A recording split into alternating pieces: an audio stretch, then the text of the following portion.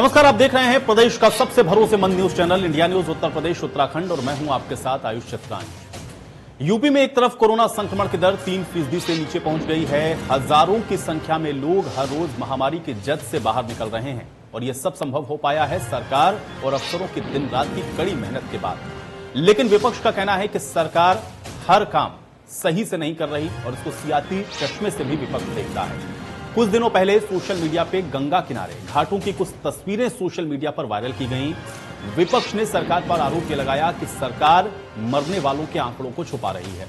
गंगा के घाट की तस्वीरों को वायरल किया गया, लेकिन इन वायरल तस्वीरों की हकीकत का एक वीडियो भी शेयर अब हो रहा है, जिसमें एक अखबार की खबर का हवाला दिया गया है। इस अखबार का दावा यह है कि यहां आज जैसी तस्वीर है वैसी तस्वीर 3 साल पहले भी थी, यानी जब देश में कोरोना नहीं था। और अखबार का दावा यह भी है कि हिंदू परंपरा के मुताबिक दशकों से यहां पे शवों को गढ़ने की परंपरा है, जो सोशल मीडिया पर इस समय वायरल है। वैसे तस्वीरें पहले भी आ चुकी हैं। ऐसे में सवाल ये उठ रहा है कि क्या विपक्ष इन शवों पर राजनीति कर रहा है या सियासत कर रहा है? क्या लोगों में डर विपक्ष के द्वारा पैदा किया जा रहा है? क्या परंपरा को लेकर के विपक्ष गुमराह कर रहा है? और क्या मानवीय संवेदना से ज्यादा अब बड़ी राजनीति हो गई है? और गंगा घाटों की इन तस्वीरों का सच क्या है? आज की बड़ी बहस के यही अहम सवाल हैं। तो बड़ी बहस के अहम सवाल आज इसी पर हम लोग चर्चा करेंगे कि आखिर परंपरा को लेकर के क्या विपक्ष के द्वारा जो बात कही जा रही है वो गुमराह करने वाली है? क्या मानवीय संवेदना से बड़ी अब राजनीति हो गई है? और आखिर गंगा घाट के किनारे की जो तस्वीरें हैं उनका सच क्या है? ये अपने आप में बेहद अहम है। तो प्रयागराज के गंगा घाट पर सैकड़ों की संख्या में शव गाड़े जाने की जब तस्वीरें सामने आई तो इस मुद्दे पर विपक्ष ने हंगामा किया। बीजेपी ने भी इसका करारा जवाब दिया। आइए आपको सुनवाते हैं कि आज क्या कुछ कहा गया। हिंदू धर्म में भी अनेक ऐसे संप्रदाय हैं जिसमें लोगों की मृत्यु होने पर उन्हें अग्निदाह न कर उन्हें जल प्रवाह किया जाता है। लेकिन माननीय मोदी जी के नेतृत्व की भाजपा सरकार बनने के बाद नमामि गंगे योजना के अंतर्गत लोगों को जिस प्रकार से जागरूक किया गया, उसकी देन थी कि लोग जल प्रवाह करने के अपेक्षा गंगा के किनारे शवों को दफना देते थे। ऐसी पुरानी तस्वीरों को वर्तमान कोरोना महामारी के समय में दिखाकर आदमखोर गिद्ध विपक्ष और मीडिया के लोगों ने जिस प्रकार से सनसनी फैलाने का काम किया, यह अक्षम्य है। कमाल उत्तर प्रदेश की सरकार है, अपनी नाकामी छुपाने के लिए तरह तरह के हथकंडे अपना रही है। न गांव में दवा की व्यवस्था, न ऑक्सीजन की व्यवस्था। लगातार वहां लोगों की मौतें हो रही हैं। एक एक गांव में 20-20 लोगों की मौतें हो जा रही हैं। शहर में देखा गया कि बिना ऑक्सीजन के लोग तड़प तड़प के मर गए। समय से ना उनको एम्बुलेंस मिला, ना समय से उनको हॉस्पिटल में बेड मिला, ना समय से वेंटिलेटर मिला। ना जाने कितने लोगों की कोरोना काल में मौतें हो गई। सरकार व्यवस्था तो ठीक कर नहीं पाई, हेल्थ व्यवस्था को तो सुधार नहीं पाई, लेकिन उसको ढकने के लिए तरह तरह के हथकंडे अपना रही है। इससे ज्यादा शर्म की बात किसी भी सरकार के लिए हो ही नहीं सकती। इतना घिनौना और भद्दा संवेदनशील मजाक उत्तर प्रदेश के लोगों को उम्मीद नहीं थी कि उत्तर प्रदेश के मुख्यमंत्री जो अपने को संत कहते हैं वो लाशों का जवाब लाशों से देंगे। मुख्यमंत्री जी कोरोना के महामारी में जिसमें हर परिवार ने अपना कोई नजदीकी रिश्तेदार घर का खोया है, बहुत से बच्चे अनाथ हो गए हैं, उस समय आप इस तरीके का जवाब देते हैं कि 3 साल पहले भी ऐसा था। कानपुर में जो दफनाए गए शव हैं उनके बारे में क्या कहेंगे? तो सोशल मीडिया पर गंगा के किनारे दफनाए गए शवों का वीडियो और फोटो खूब वायरल है। अब हिंदू धर्म में परंपरा के अनुसार मृतक का अंतिम संस्कार होता है, लेकिन दाह संस्कार के अलावा और क्या क्या विधियां होती हैं, इसको लेकर के हमारे संवाददाता संदीप तिवारी ने तमाम चर्चाएं हो रही हैं। गंगा किनारे दफनाए हुए शवों को लेकर तमाम चर्चाएं हो रही हैं, तमाम वीडियो और फोटो वायरल हो रहे हैं।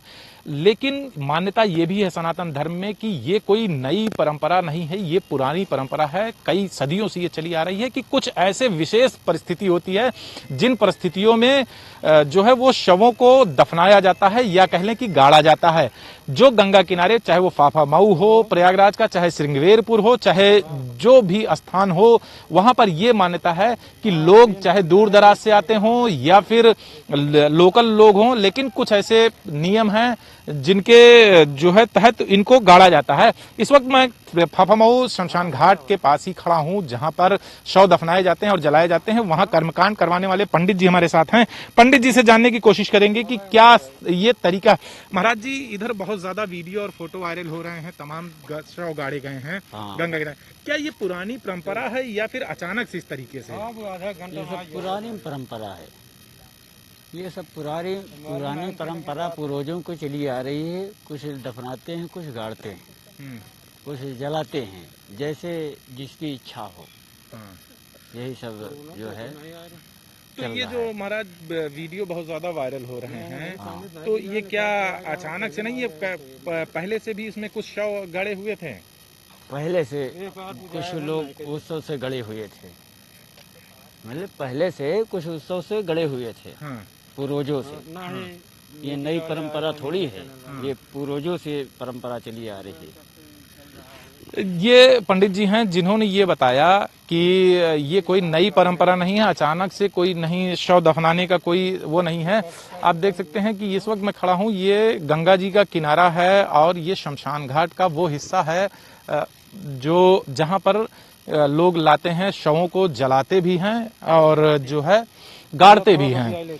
पंडित जी, यहाँ जो है शव गाड़ने की जो वीडियो फोटो वायरल हो रहे हैं, ये क्या अचानक से ऐसा हो गया कि ये नहीं, अचानक नहीं, हजारों वर्ष से हो रहा है। पूर्वज लोग हमारे सब बताते हैं। हाँ, जब से गंगा जी मतलब यहाँ हुआ है, तब से यहाँ गरीब तबके के लोग गाड़ते थे, फूल या सर्प काटा हुआ ऐसे गाड़ते थे और दाह संस्कार करते थे। अच्छा, तो ये जो ऊपर रामनामी डाल देते हैं या ये क्या है? इसको देखकर ही लोगों ने इस तरीके का अफवाह फैलाना शुरू किया कि ये अचानक से। ये तो अपना मतलब जैसे लाश गाड़े हैं तो अपने पहचान के लिए, अपने उठा के लिए, मनौती के लिए तो गाड़ देते हैं, रख देते हैं। तो मतलब ये कोई नई चीज नहीं है कि अचानक से इतने शव? नहीं, अचानक नहीं है। तो ये जो फाफामऊ और श्रृंगेरपुर घाटों पर इतने ढेर सारे शव दिख रहे हैं, तो ये क्या नए हैं या पुराने? या नहीं, पुराने हैं, पुराने हैं सदियों से। हम लोग जानते नहीं, आजा बाबा परपाजा सब लोग बताते हैं कि चला आ रहा। कि राम घाट, राम भगवान जब यहाँ पास पार हुए थे तब से ही चल रहा।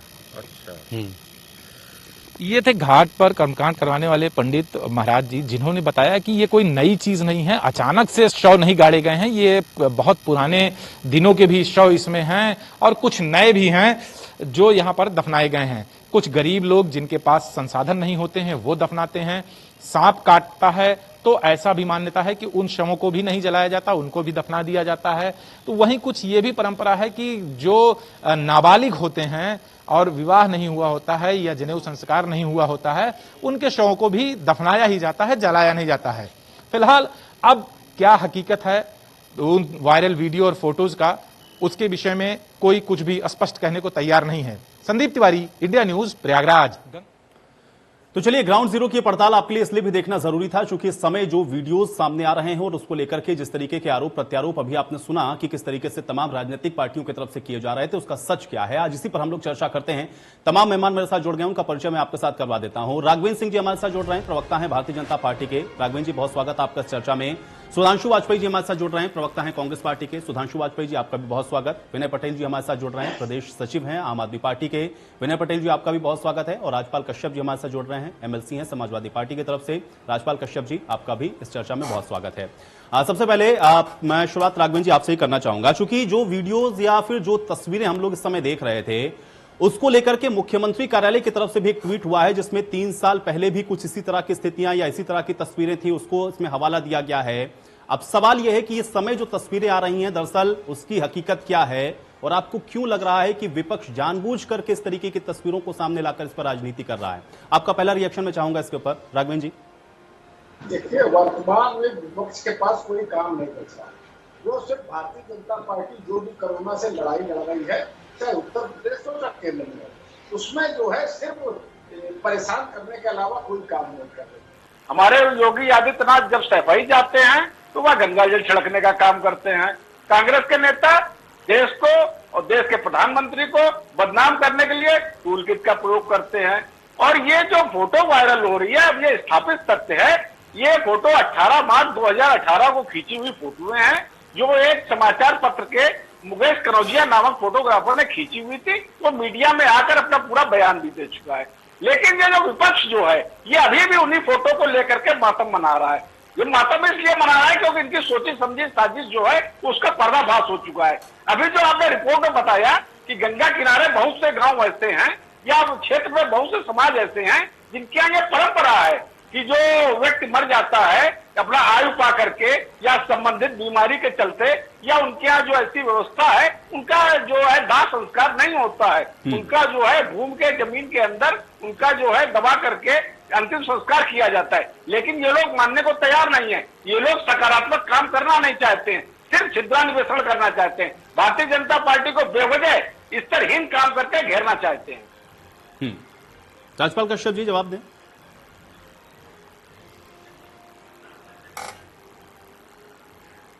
देखिए आयुष जी, ये बीजेपी गुमराह करने में, झूठ बोलने में दुनिया में एक नंबर की पार्टी है। और व्यवस्थित झूठ कैसे बोला जाए, झूठ सत्य लगे, उसकी व्यवस्था क्या की जाए, उसके लिए झूठ बोलने वाली मशीनें खरीदी जाती हैं, कुछ टीवी चैनल खरीदे जाते हैं, कुछ पत्रकार खरीदे जाते हैं, कुछ विद्वानों को खरीदेंगे।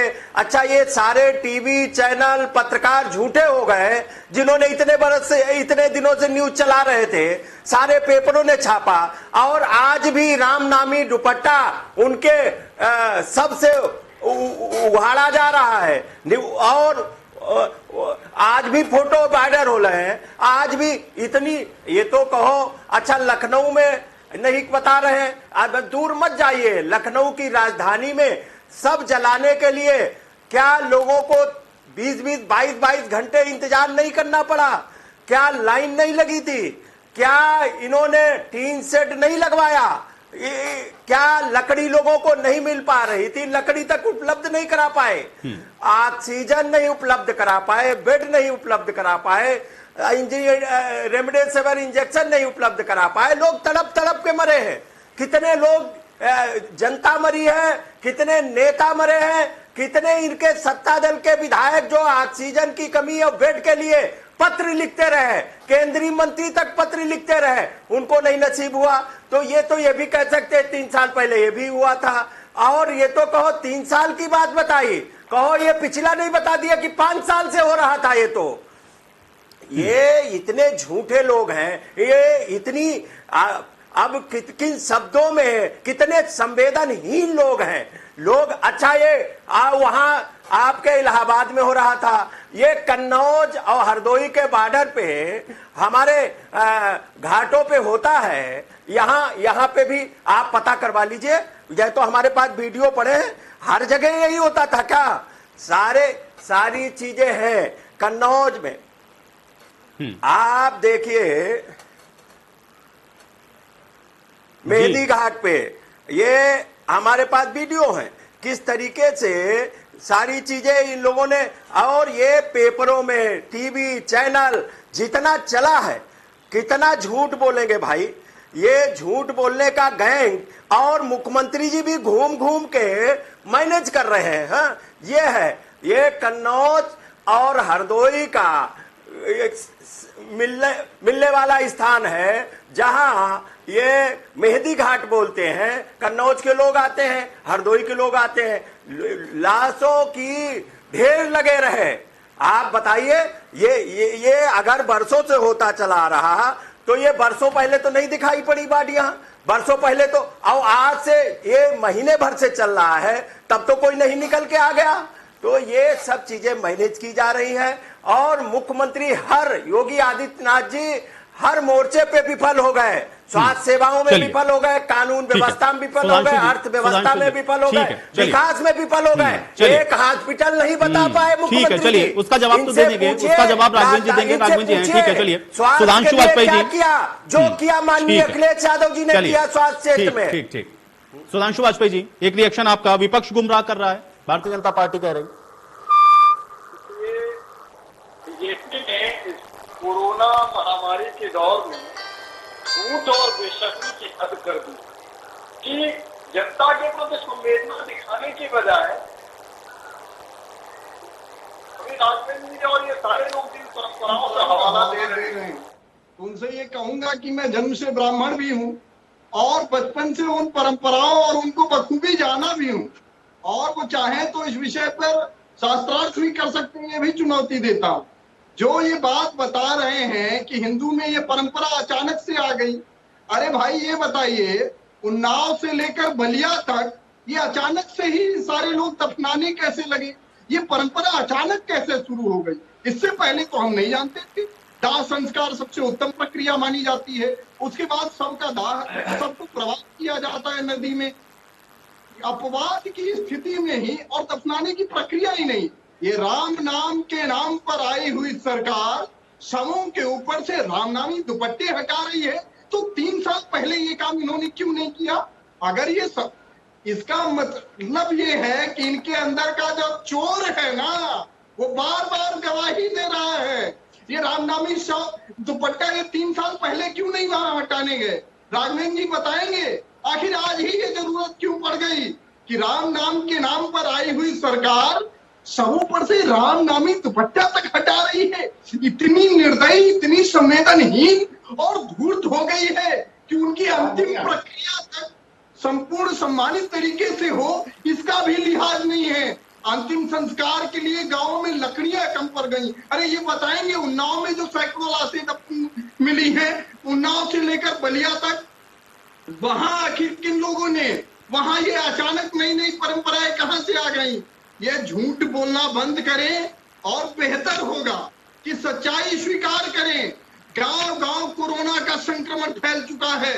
इसकी जिम्मेदारी केवल और केवल योगी आदित्यनाथ की जिद और अहंकार के चलते है, जिन्होंने पंचायत चुनाव करवाकर पूरे उत्तर प्रदेश को कोरोना की लहर में झोंकने का काम किया है। आज हर गांव से सैकड़ों लाशें निकल रही हैं और गांव में लकड़ियां कम पड़ गई हैं दाह संस्कार के लिए। और उसी दौर में ये सरकार थितरई कर रही है, आंकड़े कम हो रहे हैं, लाशें 3 साल पहले की थी। अरे गांव में जाकर तो देखिए, एक एक गांव की रिपोर्ट आप इनको मिल जाएगी, ये जाकर तो देखें। हर गांव में, किसी भी गांव में 20 से कम लाशें नहीं निकली हैं इस दौर में। और ये लोग झूठ और थितरई, अरे ये थितरई किसी गांव में जाकर करें। मैं वादा करता हूं कि भाजपा के प्रवक्ता को अगर जूतों से नहीं पीटा जाए उस गांव में, तो मैं बस यहाँ बात करना बंद कर दूंगा। ये कोई तरीका होता है बात करने का? कम से कम बार सहमत करिए। क्या पहली बार आप कह रहे हो? सुधांशु वाजपेयी जी जो बात कह रहे हैं, ठीक है, देखिए अब सबका अपना अपना स्तर है। मैं समझता हूँ कि जनता के फोरम में, ठीक है, पब्लिक डोमेन में जो आदमी कुछ बोल रहा है, ये उसकी खुद की अपनी नैतिक जिम्मेदारी है। मैं इतनी उम्मीद करता हूं कि यहाँ पर बैठे हुए पैनलिस्ट कम से कम शब्दों की मर्यादा का ख्याल रखेंगे। हालांकि उन्होंने जो बात कही है उस पर उनको विचार करना चाहिए। चलिए ठीक है, विनय पटेल जी, राघवेंद्र जी, पब्लिक डोमेन में कुछ चीजों को मुझे लगता है कि जनता के ऊपर छोड़ देना चाहिए। ठीक है, आपने ऐतराज जता दिया, जनता भी सुन रही है। विनय पटेल जी एक रिएक्शन। सुधांशु जी आप अपनी बात पर एक बार पुनर्विचार करिएगा, आपने जो शब्दों का इस्तेमाल किया। ठीक है, विनय पटेल जी। आयुष जी देखिए, कपड़ों से ज्यादा बिक गए यहाँ कफन, फिर भी ये नारंगी कहते हैं सुरक्षित हाथों में है वतन। आप मुझे बताइए, ये बता रहे हैं कि ये प्रयागराज की परंपरा है कि वहां पर कुछ लाशों का दाह संस्कार किया जाता है और कुछ को दफना दिया जाता है। तो फिर ये परंपरा सिर्फ प्रयागराज का है, या फिर ये परंपरा उन्नाव में भी क्यों नहीं हुआ? ये परंपरा कानपुर में क्यों नहीं हुआ? ये परंपरा बलिया में क्यों नहीं हुआ? ये परंपरा गाजीपुर में क्यों नहीं हुआ? और इसके साथ मैं अपने राघवेंद्र जी से, भाजपा के मित्र से, ये भी पूछना चाहता हूँ, क्या ये भी परंपरा है कि दफनाने के बाद वहां के उस शव को कुत्ते नोच नोच के खाते हैं? कितना दर्दनाक दृश्य रहा होगा वो। क्या दफनाने के बाद ये भी परंपरा है कि प्रशासनिक अधिकारी आके वहां पर लाल और पीले रंग के कफन को नोच कर ले जाएंगे? क्या ये भी परंपरा है? ऐसी हालत बना दी है इन लोगों ने, ऐसी हालत बना दी है उत्तर प्रदेश में। गांव गांव में आप चले जाइए, दाह संस्कार के लिए लकड़ियां नहीं है, वहां पर दवाएं नहीं है, अस्पतालों में वेंटिलेटर नहीं है, अस्पतालों में ऑक्सीजन नहीं है, और ये कहते हैं कि परंपरा है। अभी कुछ महीने पहले आपने देखा, ये कहेंगे कि हाथरस में भी परंपरा था कि हिंदू धर्म का एक परंपरा था कि एक बेटी के लाश को 12 बजे रात को दफना दिया जाए। इनसे जो गलतियां होती हैं वो परंपरा है। ये अपनी गलती को स्वीकार करने को राजी नहीं है। आप मुझे बताइए, मुजफ्फरनगर के इसी कोरोना में मुजफ्फरनगर सांसद के 2 भाई अपनी जान गंवाई कि नहीं गंवाए? इसी भारतीय जनता पार्टी के इसी कोरोना में 7 विधायक अपनी जान गंवाए कि नहीं गंवाए? या ये भी एक परंपरा है? मैं दुख व्यक्त करता हूं इस बात पे कि हमारे सांसद, हमारे विधायक, हमारे सांसद के भाई और विधायकों ने अपनी जान गंवाई। लेकिन कहीं ना कहीं भारतीय जनता पार्टी को अपनी जिम्मेदारी लेनी पड़ेगी। राघवेंद्र जी अब जवाब दे दें आप। देखिए, अगर इन्होंने आपकी रिपोर्ट जो है, जो अभी पूर्व वक्ता 3 लोग बोले हैं, आपकी रिपोर्ट गौर से सुनी होती तो बेवजह समय ना खराब करते। मैं फिर अपनी बात दोहरा रहा हूं, हिंदू समाज में जब भी कोई व्यक्ति जिसकी जनेऊ नहीं होता है या नाबालिग मरता है तो उसके शव को दफनाने की परंपरा होती है। बहुत सा समाज ऐसा है जिनके यहाँ पूरा परिवार ही दफनाने की परंपरा से ओतप्रोत होता है। सांप से कटे हुए व्यक्ति या अन्य जो जहरीला पदार्थ खाए हुए व्यक्ति को भी हिंदू समाज में दफनाने की परंपरा है। इस प्रकार से ये आपके रिपोर्ट में बताया जा चुका था, ये लोग सिर्फ समय खराब करते थे। इसमें जो है परंपरा खाली प्रयागराज की नहीं है, पूरे उत्तर प्रदेश की कम से कम तो मैं ये वादा करता हूं, मैं ये दावा कर रहा हूं कि उत्तर प्रदेश में तो ये परंपरा हर जगह है। ये लोग भी जानते होंगे तो हिंदू समाज के व्यक्ति हैं, लेकिन ये जो समाज को गुमराह करने का काम करते हैं, विपक्ष के पास कोई काम तो बचा नहीं है।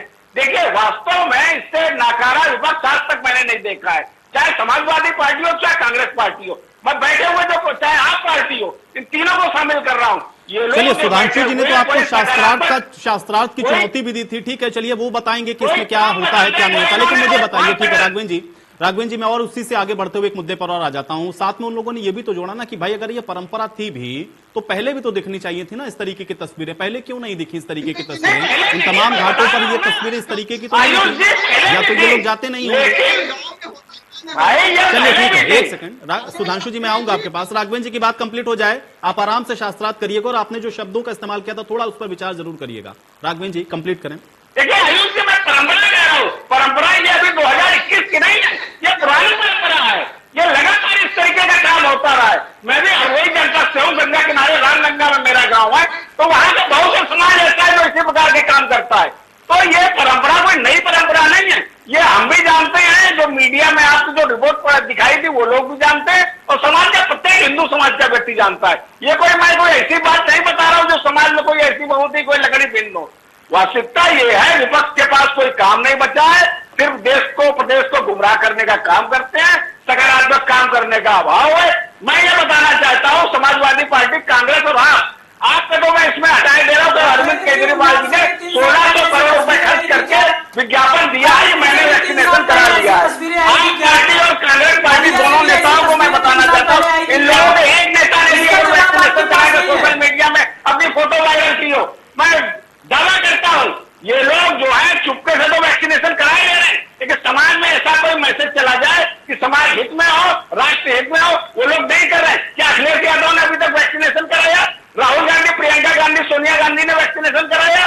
शासक विधायक समाजवादी पार्टी और कांग्रेस की पार्टी, इन लोगों ने वैक्सीनेशन कराया होगा, लेकिन इन लोगों ने सोशल मीडिया या अन्य किसी माध्यम में फोटो डाल करके ये राजेश जी, मुझे मेरी बात का जवाब अभी तक नहीं मिला, चूंकि विपक्ष ये कह रहा है कि ये जो चीजें हैं, चलिए ठीक है, आपकी बात मान लेते हैं, परंपरा है, वहां भी लोग कह रहे हैं कि यहाँ परंपरा है, जो वहां पर लोग मौजूद थे, लेकिन ये बताइए ना कि ऐसी तस्वीरें पहले तो नहीं थी ना, ये अचानक से क्यों इतनी ज्यादा तस्वीरें दिखने लग गई हैं? क्या इन सबको जानबूझ करके ये लोग वायरल कर रहे हैं?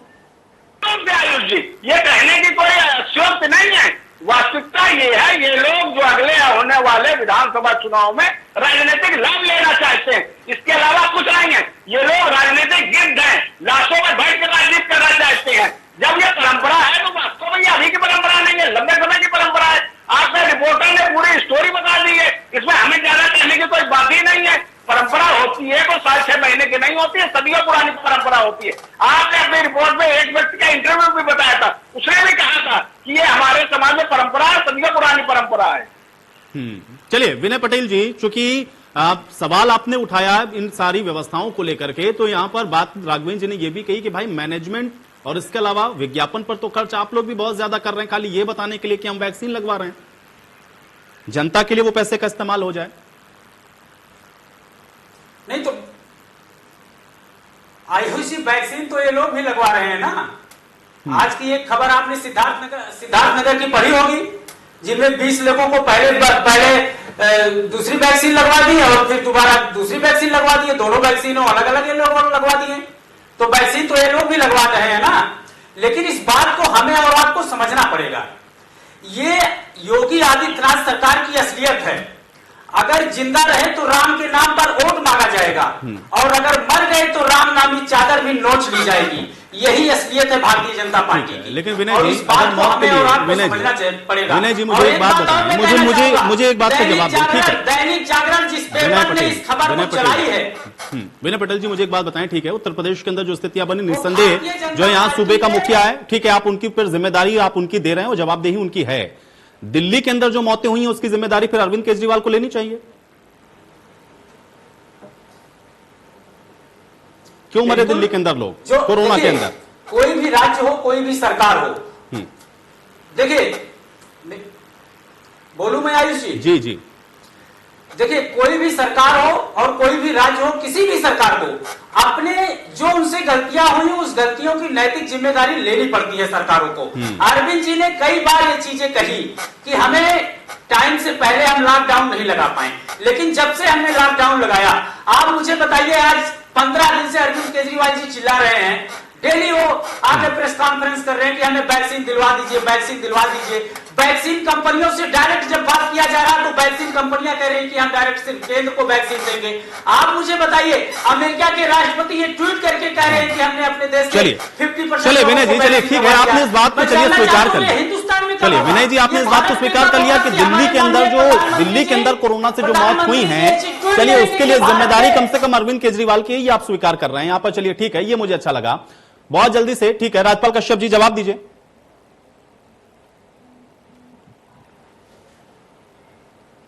देखिए आयुष जी, ये जितने सबों का आपने देखा होगा और सभी लोगों ने देखा है, बच्चे बच्चे ने देखा है, और ये गाजियाबाद और बलिया से लेके और जितना नदी के किनारे घाटों पे और गांव में आप इनके आंकड़े, गांव गांव महामारी फैल गई है और गांव गांव में 20-20, 50-50 लोगों की मौत हो गई है।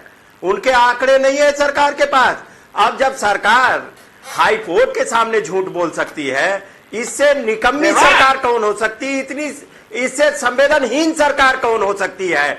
जी, जो शिक्षकों के आंकड़े मांगे गए तो हजारों शिक्षकों की मौत हुई है इसी पंचायत चुनाव के दरमियान, तो उनमें 3 शिक्षकों को दिया। इससे झूठी सरकार क्या हो सकती है? मक्कार सरकार क्या हो सकती है?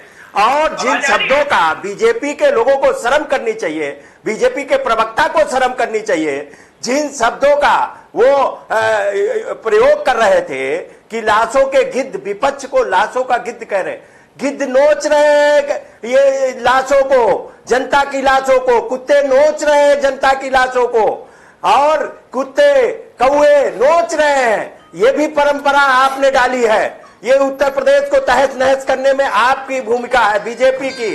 एक हॉस्पिटल बताओ लखनऊ की राजधानी में जो योगी आदित्यनाथ जी ने खुलवाया हो, केंद्र की सरकार को आज कितने बरस हो गए? 7-8 बरस, 7 बरस हो गया।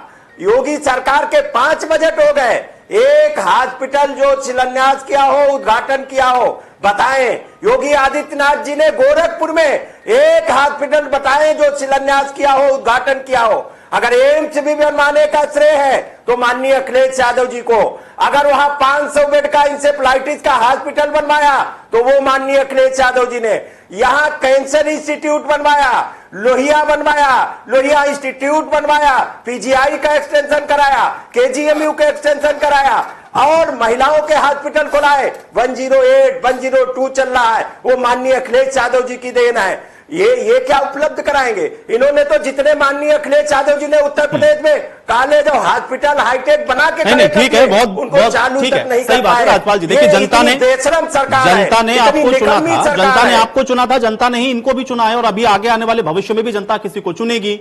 मुझे बताएं राजपाल जी, ठीक है, आपने जो बातें कही इसको मैं अलग रखते हुए मुझे ये बताएं कि विपक्ष की भूमिका के साथ साथ सवाल इस बात का भी है, चूंकि जब सवाल आप ये उठा रहे हैं कि देखिए इन लोगों ने चुनाव करवाया कोरोना काल के बीच में, तो प्रमुख विपक्षी पार्टी होने के नाते आप लोगों को किनारा करना चाहिए था। विरोध करते, किनारा करते, हम बाइकआउट करते, हम नहीं लड़ेंगे, तब तो सब चुनाव प्रचार करने के लिए जा रहे थे। आज जिस वैक्सीनेशन को लेकर के सवाल है, उसी वैक्सीन को लेकर के अखिलेश यादव के स्टेटमेंट्स भी अभी सबको याद हैं। वैक्सीन क्यों नहीं लगवाई गई समाजवादी पार्टी के शीर्ष नेताओं के द्वारा, यह भी अपने आप में एक सवाल है। तो सहयोग के नाम पर विपक्ष क्या सहयोग कर रहा है इस आपदा के दौरान, यह भी बताएं साथ में राजपाल कश्यप जी। नहीं, देखिए विपक्ष पहले दिन से, कोरोना जब से आया है, माननीय अखिलेश यादव जी ने भारत की पार्लियामेंट में आगाह किया था, तब भी इन्होंने उनके बयान उन्होंने कहा था अभी हवाई जहाज से आ रहा, जब ट्रेन और बस से चल देगा तो स्थितियां बिगड़ जाएंगी, तब ये आगाह नहीं हुए, तो वो ट्रंप को बुलाने में बिजी थे। और जब सेकंड वेव आई तो ये सब पश्चिम बंगाल में ममता को हराने में बिजी थे। और उसके बाद में पंचायत चुनाव में हाईकोर्ट ने कहा, हाईकोर्ट की दरकिनार करते हुए इन्होंने पंचायत चुनाव कराए। पंचायत चुनाव में उत्तर प्रदेश में तो जनता ने जवाब दे दिया है ना, उत्तर प्रदेश की जनता ने जवाब दे दिया, इनको हरा दिया, इनको जगह जगह हराया है, इनकी जमानतें जब्त कराई हैं माननीय अखिलेश यादव। लेकिन मुझे ये बताइए कि अखिलेश यादव को एक संदेश तो देना चाहिए ना। आप लोगों ने तो कहा कि आप बीजेपी की वैक्सीन नहीं लगवाएंगे और आज कहते हैं कि वैक्सीन का टोटा है, वैक्सीन नहीं है, तो फिर कैसे लोगों का जो है आप लोग जान को सही कर पाएंगे? आप मुझे बताइए, वैक्सीन को लेकर के भी तो आप ही लोग ये बात कहते रहे ना, और क्यों नहीं लगवाई वैक्सीन अभी तक? नहीं, हाँ, अरे बात तो सुनिए। हाँ कहा बीजेपी की वैक्सीन नहीं लगवाएंगे। बीजेपी की वैक्सीन कौन थी? ताली और थाली। उन्होंने कभी नहीं कहा कि ये वैक्सीन जो वैज्ञानिकों ने बनाई है इसको नहीं लगवाएंगे, इसमें बीजेपी का कौन सा श्रेय है? और उन्होंने तो कहा हमारी सरकार आएगी तो हम मुफ्त लगवाएंगे, और उन्होंने तो अब भी कहा है हम एक एक बच्चे को लगवा देंगे तब परीक्षा होगी। अभी बहुत दिन नहीं है, ये वैक्सीन लगवा नहीं पाएंगे। साफ तौर पर अखिलेश यादव ने इस बात को तो कहा था ना कि मैं तो वैक्सीन नहीं लगवाऊंगा, और अभी तक नहीं लगवाई वैक्सीन। नहीं, संदेश तो देते कम से कम। उन्होंने कहा बीजेपी की वैक्सीन नहीं लगवाएंगे, ये ताली और थाली वाली वैक्सीन। उन्होंने कहा आप ये तो कहते ठीक है, चलिए आप नाम ले लेते, को लग जाए वैक्सीन, नाम तो ले लेते कम से कम। राज्यपाल कश्यप जी कि हम कोवैक्सीन लगवा लेंगे, कोविशील्ड लगवा लेंगे, यही कह देते। आपने तो कहा कि हम वैक्सीन नहीं लगवाएंगे, ये कब कहा कि हम ताली थाली? मैंने पूरी प्रेस कॉन्फ्रेंस देखी राज्यपाल कश्यप जी, मुझे पता है, मैंने पूरी प्रेस कॉन्फ्रेंस देखी। चलिए, महंत राजू दास जी हमको इसमें ज्वाइन कर रहे हैं, ठीक है, मैं आऊंगा आपके पास, और माननीय अखिलेश यादव जी लगातार कर रहे हैं, लगातार ट्वीट कर रहे हैं, अब कह रहे हैं ना, अब कह रहे हैं कि अब समझ में आ रहा है, लेकिन लगवा अभी भी नहीं रहा। ठीक है, चलिए, महंत राजू दास जी हमारे साथ जुड़ चुके हैं, पुजारी हनुमानगढ़ी के। महंत राजू दास जी, बहुत स्वागत है आपका। तब भी कहा था उन्होंने। ठीक है, चलिए मैं राजू दास जी से सवाल लेता हूं। महंत राजू दास जी, इस समय जो तस्वीरें खासतौर से हम लोग देख पा रहे हैं, और संगम के किनारे की या प्रयागराज में जो हम लोगों ने तस्वीरें देखी, या कुछ और गंगा घाटों की भी जो तस्वीरें, परंपरा का चूंकि यहां पर जिक्र हो रहा था, तो क्या हिंदू मान्यता के अनुसार इस तरीके की परंपराएं हैं? चूंकि वहां पर जो लोग मौजूद थे उन्होंने कहा कि हां, सदियों से ऐसा होता आया है, लेकिन विपक्ष ये कह रहा है कि ये सब कोरोना काल के बीच में जो लोग मरे हैं उनको अंतिम संस्कार तक उपलब्ध नहीं हो सका, इसलिए लाशें ऐसे दफनाई गई हैं। यहाँ पे आपका रिएक्शन में चाहूंगा, क्या है ये असलियत, क्या है? पहले तो मैं हाथ जोड़कर निवेदन करूंगा, जिस भी पार्टी के जो भी प्रवक्ता बैठे हैं, यह समय किसी पार्टी का पक्ष और विपक्ष, वाद और अपवाद और किसी की बुराई और किसी की भलाई की बात नहीं है। पूरा देश एक साथ कोविड-19 संक्रमण से लड़ रहा है। मैं तो ये कहूंगा, कंधा से कंधा मिलाकर सभी पार्टियों को सरकार का सहयोग करना चाहिए, तभी काम चल पाएगा। नंबर 1। नंबर 2, देखिए, हमारे ये, मैं अयोध्या की बात करता हूं, इस कोरोना काल में कोविड से तो नहीं मरे संत, लेकिन अयोध्या में 12-13 संत की मृत्यु हुई। हमारे यहाँ वैष्णव परंपरा में, हमारे अयोध्या में परंपरा है कि साधु को जल समाधि दी जाती है। जल समाधि में कि लाश ऊपर न तैरे, इसके नाते हम लोग 2-3 बोरी में बालू बांध देते हैं और रसरी में बांध देते हैं और डुबा देते हैं। भाई रसरी सड़ जाएगी, लाश ऊपर आ जाएगा, तो स्वाभाविक ऐसा है। तो तमाम जगह के विभिन्न मंथ, पंथ, विभिन्न संप्रदाय, विभिन्न मत का अलग अलग व्यवस्था है। तो कहीं घाट के किनारे जो है लाश को गाड़ने का व्यवस्था है, कहीं जलाने की व्यवस्था है, कहीं जल समाधि की व्यवस्था है। तो हमको लगता है गंगा किनारे में अभी 1 साल पूर्व में भी ये चर्चा चली थी। हम लोग जब देखने गए थे तो लाश वहां पर क्या है कि वो लोग बढ़िया से समाधि बनाते हैं, बालू की समाधि बनाते हैं, पूजन करते हैं। जब क्या होता है कि आंधी और तूफान आती है, जब भयंकर गर्मी पड़ती है, तो धीरे धीरे जब वो बालू सूखता है तो अपने आप ऊपर आ जाता है। तो ऐसा है व्यवस्था। तो महंत राजू दास जी, अभी जो तस्वीरें हम लोग को देखने को मिल रही हैं, आप ये कहना चाह रहे हैं कि इस तरीके से पहले भी होता रहा है, और यह क्या पूरे प्रदेश के परिप्रेक्ष्य में है या फिर एक क्षेत्र विशेष के परिप्रेक्ष्य में इसको हम देखें कि प्रयागराज और उसके आसपास अगर वहां ऐसा है तो फिर अन्य जगहों की जो तस्वीरें हैं क्या वो उससे अलग होनी चाहिए, या वो कोरोना के दौरान मरे हुए लोग हैं, या पूरे प्रदेश के या फिर पूरे पंथ के हिसाब से आप ये बात बता रहे हैं कि ऐसा होता है और सब घाटों पर ऐसा हो सकता है? नहीं, मैं बता रहा हूं, हर एक जगह ऐसा होता है, बहुत जगह ऐसा होता है। मैं अपने यहाँ की घटना बताता रहा हूँ। अब 17 से 18 संतों की समाधि दिया है, जल समाधि दिया है। अब जब वो रसरी सड़ेगी तो आप रूपी, क्योंकि इतने मछुआरे अब तो जलों में ऐसे वो जीव तो रहने गया कि लाश को खा जाएंगे, तो वो ऊपर आप रूपी आ जाना है। जब व्यक्ति दूर से देखेगा कहीं न कहीं 17-18 लाश जब बह के जाएगी तो लोग कहेंगे ये देखो कितने लाश जो है सज्जू जी में बह रहा है। तो ये स्वाभाविक है, ये हर एक जगह का मामला नहीं है। लेकिन कष्ट इस बात की है कि लगातार हम चाहते हैं सरकार का भी सहयोग मिला, लेकिन क्या है कि एकाएक कोरोना काल आ गया और एकाएक कोरोना काल में सब लोग भागा दौड़ी। जैसे मैंने यहाँ पर देखा अयोध्या में जो प्राइवेट संस्था थी उसने हाथ खड़े कर लिए। पहले क्या होता था, हम लोग सरकारी में नहीं जाते थे, प्राइवेट में जाते, जाने तो कौन जाएगा सरकारी में, सब लोग प्राइवेट में भागते थे। लेकिन प्राइवेट लोग किसी को देखने के लिए तैयार नहीं हुए। इसमें कुछ मौतें हुई और कुछ अव्यवस्था में मौतें हुई, कुछ भागा दौड़ी में मौत हुई। तो इसको लेकर हम शमशान घाट की व्यवस्था ये नहीं कहेंगे सब लोग कोरोना से मर गए, इतने लाश दफनाए गए, ये सरकार ने ऐसा किया। तो पहले अपने अंदर भी झांक कर देखना पड़ेगा, उसके बाद हम दूसरे के ऊपर आरोप लगाएं। राघवेंद्र जी, जो बात यहां पर अभी कह रहे थे राजपाल कश्यप जी, उसका भी जवाब साथ में देते चलिए। और साथ ही साथ एक बात तो यह है कि मैनेजमेंट को लेकर के, चूंकि विपक्ष का काम यही है कि जो खामी है कम से कम उसको तो वो बताएगा, दौर चाहे जो भी हो। अगर वो ये बता रहा है कि इस तरीके की स्थितियां, चूंकि एक तो वीडियो भी लेकर के राजपाल कश्यप जी यहां पर दिखा रहे थे, अभी व्यवस्थाओं के अंदर कहीं कुछ कमियां हुई हैं, उस वजह से इस तरीके की तस्वीरें देखने को मिली हैं। ये हो सकता है कि उसमें कुछ इजाफा हो गया हो, इस वजह से ये तस्वीरें अब ज्यादा इस समय लग रहा है कि हाँ सारे कोरोना की वजह से ऐसा है। लेकिन उन कमियों को तो उजागर करना विपक्ष का काम है, शायद वही कर रहा है। आपको क्यों लग रहा है कि वो लाशों पे ही राजनीति कर रहा है? नहीं, बिल्कुल सही कह रहे हैं। देखिए, विपक्ष का काम है रचनात्मक विरोध करना और स्तरहीन काम न करे, हमको दर्पण दिखाने का काम करे। हम भी विपक्ष में बहुत रहे हैं।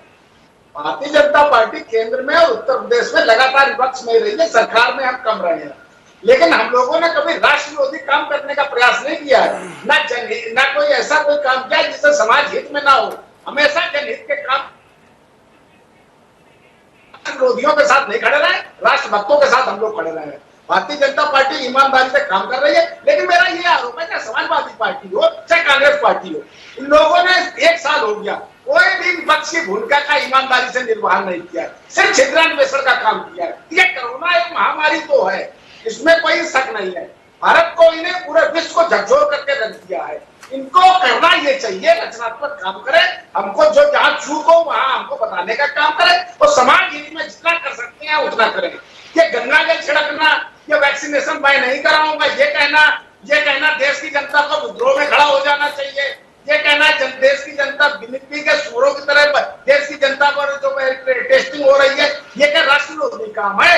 चाहे कांग्रेस पार्टी हो, चाहे समाजवादी पार्टी हो, चाहे कोई विपक्षी राजनीतिक दल हो, वर्तमान में सिर्फ मोदी से लड़ रहे हैं, भारतीय जनता पार्टी सरकार से लड़ रहे हैं। हमें बिल्कुल ये ताज्जुब होता है, देश की सरकारें हमारे देश की सरकार के साथ खड़ी है, देश की सरकारें उत्तर प्रदेश की सरकार से खड़ी है, लेकिन उत्तर प्रदेश और देश की विपक्षी दल भारतीय जनता पार्टी से लड़ रहा है और किसी न किसी तरीके से नरेंद्र मोदी और भारतीय जनता पार्टी के केंद्र राघवेंद्र जी, लेकिन यहाँ पर राजपाल कश्यप जी ने चूंकि उसी से जुड़ा हुआ सवाल पूछा, वो ये कह रहे थे कि आप बताइए ना व्यवस्थाओं को लेकर के आप लोगों ने क्या किया, चूंकि 1 साल का पूरा समय रहा, वो व्यवस्थाएं आप लोगों ने कितनी मुकम्मल की। फिर साथ में वो ये भी जोड़ रहे थे कि बता दीजिए ना कि आप लोगों ने स्वास्थ्य को लेकर के क्या काम किया है, स्वास्थ्य इंफ्रास्ट्रक्चर को बढ़ाने के लिए आपने क्या किया है, और ये वजह बनाए कि इस बार कोरोना के अंदर ये अव्यवस्थाएं फैली, वो इसका भी जवाब चाह रहे हैं राजपाल कश्यप जी।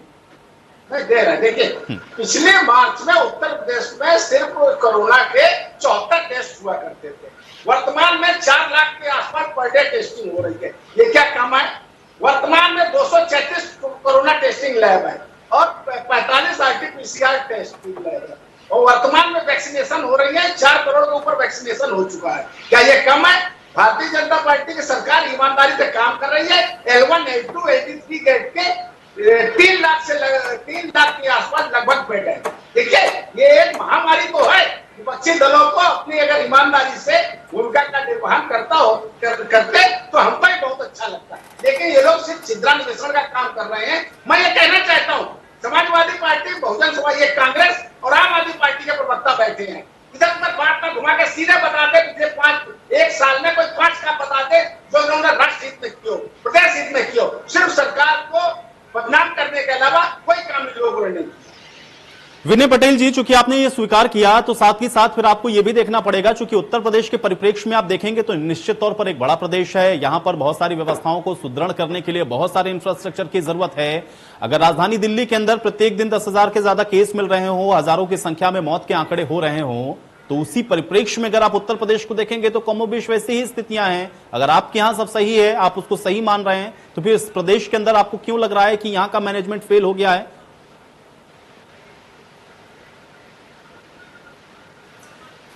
देखिए आयुष जी, अगर आप उत्तर प्रदेश और दिल्ली की तुलना करेंगे और ये कहेंगे कि वहां की आबादी कम है, यहाँ की आबादी ज्यादा है, तो उसके साथ ही साथ आपको ये भी देखना पड़ेगा कि दिल्ली ने इस कोरोना काल में क्या व्यवस्थाएं की और उत्तर प्रदेश ने क्या सुविधाएं दी है उत्तर प्रदेश के लोगों को, और दिल्ली सरकार ने क्या सुविधाएं दी हैं। आप देखेंगे दिल्ली में वही अरविंद केजरीवाल है जिन्होंने 15 दिनों के अंदर 1000 आईसीयू बेड रामलीला मैदान में बनाकर तैयार कर दिया। और उत्तर प्रदेश में आप देखेंगे आदित्य योगीनाथ जी के जिले गोरखपुर में लोग अपने कंधे पर अपने पिता की लाश को लेकर अस्पताल के बाहर टहल रहे थे। ये व्यवस्था है दिल्ली और उत्तर प्रदेश की। आप उत्तर प्रदेश में देखेंगे गाजियाबाद से लेकर बहराइच तक और आप झांसी से लेकर गोरखपुर तक आप जब देखेंगे तो हर जिले से ऐसी भयावह तस्वीरें सामने आई हैं। मैं ये कहना चाहता हूँ, मैं आपको एक एग्जांपल देता हूं। मेरा सवाल आप समझे नहीं, मैंने इसीलिए कहा देखिए आपके यहाँ सीमित लोग हैं, आपका एरिया एक सीमित दायरे में सिमटा हुआ है, इसलिए आपने कहा कि आपने 15 दिन के अंदर वो अस्पताल को वहां पे खड़ा कर दिया। लेकिन उस अस्पताल से आपको इसका लाभ इसलिए मिल गया क्योंकि वो यहाँ की आबादी के हिसाब से बहुत था। इस तरीके के 10 अस्पताल भी अगर आप उत्तर प्रदेश के अंदर बनाएंगे तब भी कमी रह जाएगी। दिल्ली में भी तो लोग मरे ना। अगर आपका मैनेजमेंट इतना अच्छा था, आपकी व्यवस्थाएं इतनी बाखूब थी, आपकी इतनी क्यों मरे? मैं ये बनाए ना, वो तो बता ही रहे हैं क्यों बनाए भाई, वो तो कह रहे हैं क्यों नहीं किया। लेकिन मुझे बताएं विनय जी, दिल्ली के अंदर कोरोना से लोगों की मौत क्यों हुई? दिल्ली के अंदर कोरोना से लोगों की मौत क्यों हुई, ये मुझे बता दें। क्यों हुई मौत यहां से? कोरोना की वजह से क्यों मौत हुई विनय जी? नहीं, देखिए ये ऐसा महामारी था जो पूरे देश के हर राज्य में आया, ऐसा नहीं कि सिर्फ दिल्ली में आया। और आप व्यवस्थाओं की बात करते हैं तो मैं आपके उत्तर प्रदेश में व्यवस्थाओं पे मैं बताता हूं। अंबेडकर नगर में हमारे यहाँ एक पीजीआई कॉलेज है, उस मेडिकल कॉलेज में 145 आइसोलेशन जी विनय जी।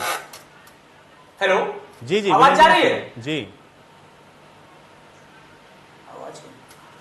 चलिए विनय जी से हमारा संपर्क टूट गया, शायद मेरी आवाज उन तक नहीं पहुंच रही। महंत राजू दास जी कुछ कहना चाह रहे हैं आप?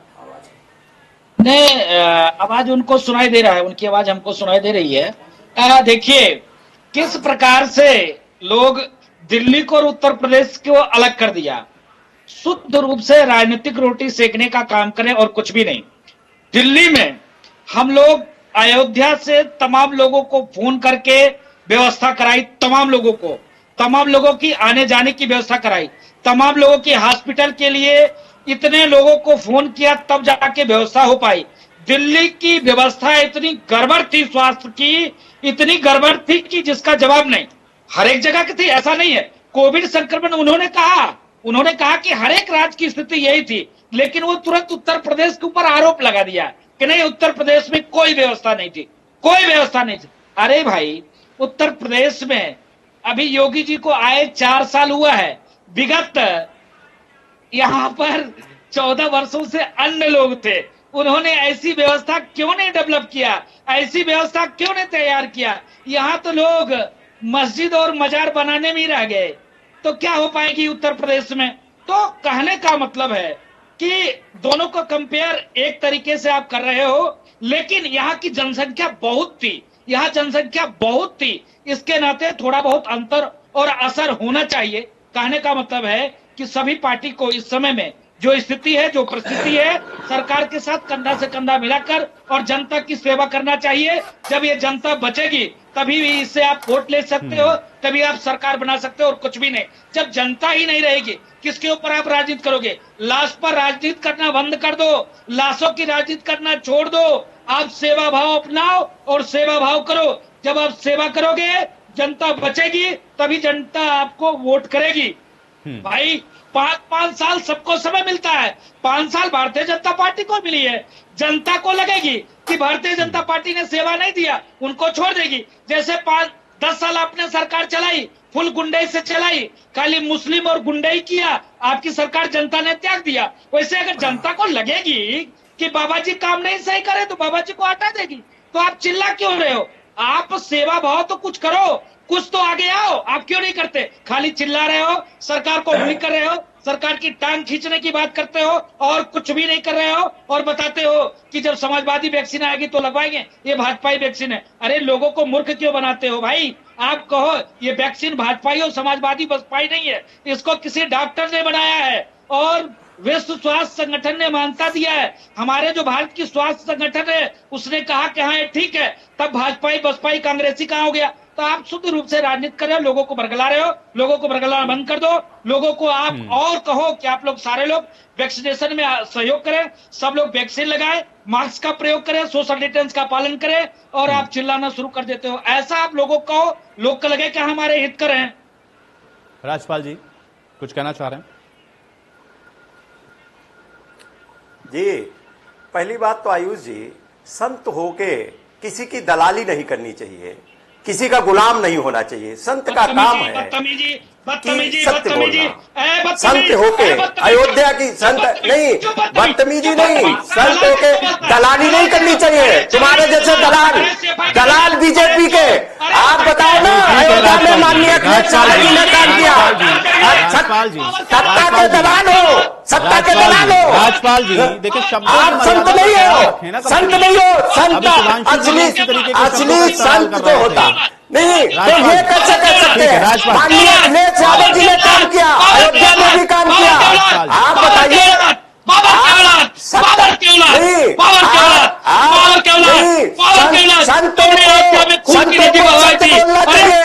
संतों को सत्य, तुम बलात्कारी, तुम बलात्कारी, तुम बलात्कारी, संत होकर तुम्हारी हैसियत पता लग गई, संत होकर तुम्हारी हैसियत पता लग गई। आप संत के हमला करके बदनाम कर रहे हो संत समाज को, संत समाज को बदनाम कर रहे हो, संत समाज को बदनाम कर रहे हो, आप संत समाज को बदनाम कर रहे हो।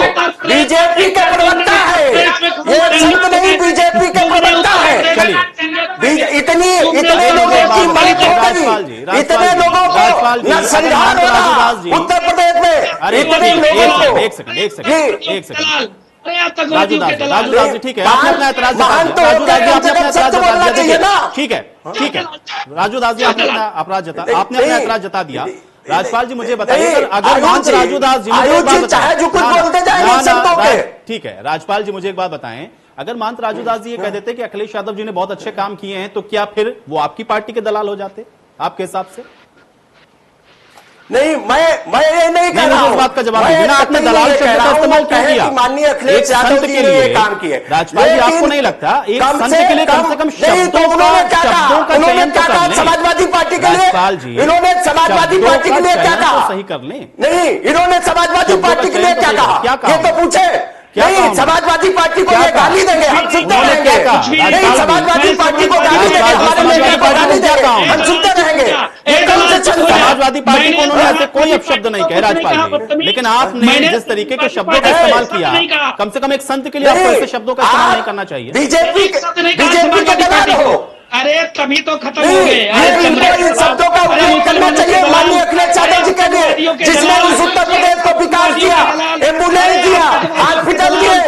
योगी जी ने क्या दिया? एक बता दे हॉस्पिटल, एक हॉस्पिटल बता दे। ये बीजेपी के प्रवक्ता है, एक हॉस्पिटल बता दे, एक हॉस्पिटल बता दो। चलिए ठीक है राजपाल जी, देखो यहाँ पे किसी को किसी से सर्टिफिकेट की जरूरत नहीं है राजपाल जी, ठीक है, कोई किसी के अच्छे काम को बताएगा, किसी का पक्ष ले, इसका मतलब ये नहीं है कि वो उसका दलाल हो जाता है। पहली बात तो ऐसे शब्दों से सख्त परहेज करना चाहिए, बोलने से पहले कम से कम 100 बार विचार करना चाहिए कि आप किसी के लिए भी ऐसे शब्दों का इस्तेमाल न करें, आप किसी के लिए भी ऐसे शब्दों का इस्तेमाल करें। और राजपाल कश्यप जी उन्होंने ऐसे किसी शब्द का इस्तेमाल नहीं किया, उन्होंने किसी शब्द का इस्तेमाल नहीं किया। अब एक्शन का रिएक्शन होगा भाई राजपाल जी, आप दलाल कहेंगे, आप दलाल कहेंगे किसी को, उन्होंने क्या नहीं आपको कहा? मिलेगा। आपने उनको दलाल कहा, इसलिए उन्होंने क्या नहीं कहा? क्या कहा उन्होंने अखिलेश? नहीं, उन्होंने क्या नहीं कहा? क्या कहा उन्होंने अखिलेश सर? आप बताएं। नहीं, कोई अमर्यादित टिप्पणी नहीं की। नहीं, उन्होंने नहीं कहा। कोई अमर्यादित टिप्पणी नहीं की। सुना क्या? उन्होंने कोई अमर्यादित टिप्पणी उन्होंने नहीं कुछ कहा, उन्होंने कुछ नहीं कहा, उन्होंने निष्पक्ष बात की। टिप्पणी करते, आप टिप्पणी करते, राजपाल कश्यप जी आप टिप्पणी करें, राजपाल कश्यप जी आप टिप्पणी करें, आपकी टिप्पणी से किसी को ऐतराज नहीं है, लेकिन शब्दों की मर्यादा का ख्याल रखें। शब्दों की मर्यादा का ख्याल रखें। जब आप बैठ रहे हैं डिबेट के अंदर, तो आपको पता होना चाहिए शब्दों की मर्यादा ऑक्सीजन के मर रहे हैं, लोगों को बेड नहीं नसीब हो रहा, लोगों को हॉस्पिटल नहीं नसीब हो रहा, लोगों को संसार में जगह नहीं मिल रही, लाइन लगी है, और ये झूठ बोलेंगे। ठीक है, ये झूठ बोलेंगे, ये बीजेपी की दलाली करेंगे, ये झूठ बोलेंगे, संतों के झूठ बोलेंगे। चलिए ठीक है, चलिए ठीक है, चलिए ठीक है विनय पटेल, चलिए विनय पटेल जी ठीक है, चलिए। आप लखनऊ की राजधानी में पता ठीक कर लो, है शमशान घाट पे राजपाल जी आप तो कम से कम ना सर्टिफिकेट दीजिए ना कि कौन संत है कौन क्या है।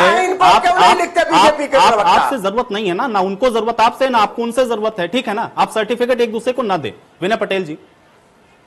तो फिर क्यों आप ये फिर क्यों उठा रहे सवाल? वो इस प्रदेश के, इस देश के एक नागरिक भी हैं, संत होने के साथ साथ उनको जो बात सही लगेगी वो बिल्कुल स्वतंत्र हैं कहने के लिए, लेकिन उन्होंने अमर्यादित टिप्पणी नहीं की।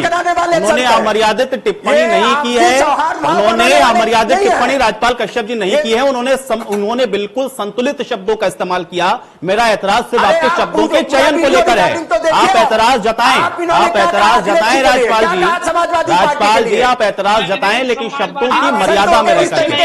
राजपाल कश्यप जी मैं सुन रहा हूं और मैं यहीं बैठा हुआ, मैं इसी चर्चा में हूं और मैं ही होस्ट कर रहा हूं। मुझे पता है कि वो क्या कह रहे हैं, मुझे पता है वो क्या कह रहे हैं। उन्होंने कोई ऐसी अमर्यादित टिप्पणी नहीं की। उन्होंने की होती तो मैं उनको वहीं पर रोकता। उन्होंने नहीं की, उन्होंने नहीं की। आप दोबारा से देखिएगा, आप दोबारा से देखिएगा, आप दोबारा से सुनिएगा। और समय बहुत कीमती है राजपाल कश्यप जी, सिर्फ तू मैं मुझे नहीं पढ़ना है। राजपाल जी आप ध्यान से सुने, आप ध्यान से सुने राजपाल जी, आप ध्यान से सुने राजपाल जी, आप ध्यान से सुने। और मुझे लगता है कि आप भी अपने शब्दों के ऊपर विचार कर लें, आप विचार कर लें। मुंह से जो शब्द निकल गए हैं, मुंह से जो शब्द निकल गए वो वापस नहीं आ सकते हैं। राजपाल जी आपसे ज्यादा तेज चिल्ला सकता हूं, आपसे ज्यादा तेज चिल्ला सकता हूं। आप शब्दों की मर्यादा का ख्याल रखें और यहां पर भी देखें कि आप क्या बोल रहे हैं। बस राजपाल कश्यप जी बस ठीक है, नहीं आप ठीक है विनय पटेल नहीं कर सकते। वो क्या बोल रहे हैं उनसे कहा। अरे राजपाल कश्यप जी मैं 100 बार दोहरा चुका हूं कि उन्होंने कोई अमर्यादित टिप्पणी नहीं की है। उन्होंने कोई अमर्यादित टिप्पणी नहीं की। उन्होंने शब्दों का चयन बहुत संतुलित आधार पर किया। आपने जिस शब्द का इस्तेमाल किया उस शब्द से आपको परहेज करना चाहिए। राजपाल कश्यप जी उस शब्द से आपको परहेज करना चाहिए। राजपाल कश्यप जी आपको उस शब्द से परहेज करना चाहिए। आप एमएलसी हैं समाजवादी पार्टी के, इतनी तवक्को मैं आपसे करता हूं। नहीं कर सकते हैं आप, करिए, आप स्वतंत्र हैं। चलिए विनय पटेल जी ठीक है। राजपाल कश्यप जी का ऑडियो डाउन कर दें, चर्चा डिस्टर्ब कर रहे हैं, आप सुनना नहीं चाहते हैं। विनय पटेल जी।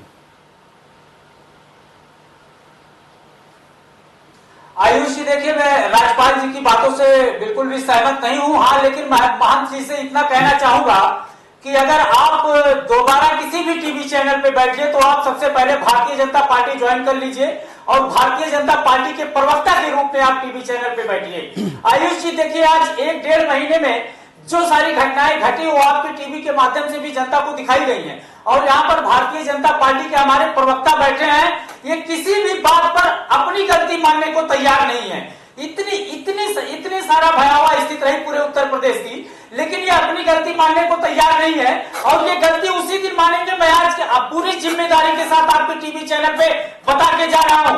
हमारे यहाँ एक कहावत है कि समय समय का खेला है, कभी तेरा है कभी मेरा है। तो इनका समय तो 1-1.5 महीने था। अब 6 महीने बाद जब 2022 में विधानसभा का चुनाव आएगा तो जनता का समय आएगा और इनके विधानसभा के प्रत्याशी और विधायक। चलिए ठीक है, जनता ही तय करती है और इसीलिए वो कह रहे थे कि जनता पे छोड़ दीजिए ना। अगर जनता संतुष्ट होगी तो हटा देगी। इस समय कोई संरचनात्मक कार्य, कोई सकारात्मक बात भी विपक्ष अगर कह देता तो वो बहुत बढ़िया होता। चलिए ठीक है, बहुत जल्दी से राजू दास जी, बहुत जल्दी से शार्पली खत्म करें। ठीक है, चलिए हो गया। 1 सेकंड राजू दास जी, ठीक है विनय पटेल जी का डाउन करें ऑडियो। ठीक है राजू दास जी। मैं क्षमा चाहता हूं किसी को तकलीफ हुआ हो। मैं किसी पार्टी का प्रवक्ता नहीं हूं, न सपा बसपा न बीजेपी का। लेकिन मैं निवेदन करना चाहूंगा, यह विपरीत स्थिति में कंधा से कंधा मिलाकर एक पड़ोसी का चलता है। अगर विपरीत परिस्थिति में दुश्मन भी होता है, सहयोग करने का लोग कोशिश करता है, लेकिन पता नहीं राजनीतिक महत्वाकांक्षा इतने लोगों में है, इतनी पतन हो चुका है लोगों का, कोई कुछ देखने को तैयार नहीं, कोई सुनने को तैयार नहीं। यहां तक उन लोगों ने मुझको दलाल कह दिया।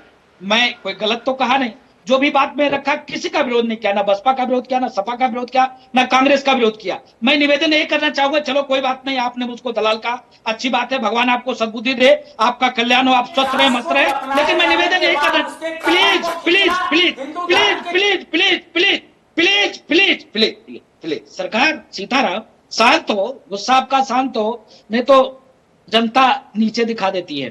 कहने का मतलब यही है कि आप लोग सेवा भाव के तौर पर, हाँ सरकार की तमाम कमियां थी, ऐसा नहीं सरकार की कमी नहीं थी, सरकार चाहती तो बहुत कुछ सुधार सकता है। चलिए महंत राजू दास जी, देखिए इसी के साथ मुझे चर्चा भी यहीं समाप्त करनी होगी। बहुत शुक्रिया, आप लोगों ने समय निकाला, चर्चा का हिस्सा बने, लेकिन एक बात जरूर कहनी होगी कि चर्चा में बैठते समय कम से कम संयमित और मर्यादित शब्दों का अगर इस्तेमाल किया जाए तो ज्यादा बेहतर, और इसी के आधार पर जो मुद्दा है उस पर अगर चर्चा हो तो शायद उसके कोई सकारात्मक परिणाम भी निकल सकते हैं। आज बड़ी बहस में मेरे साथ फिलहाल इतना है।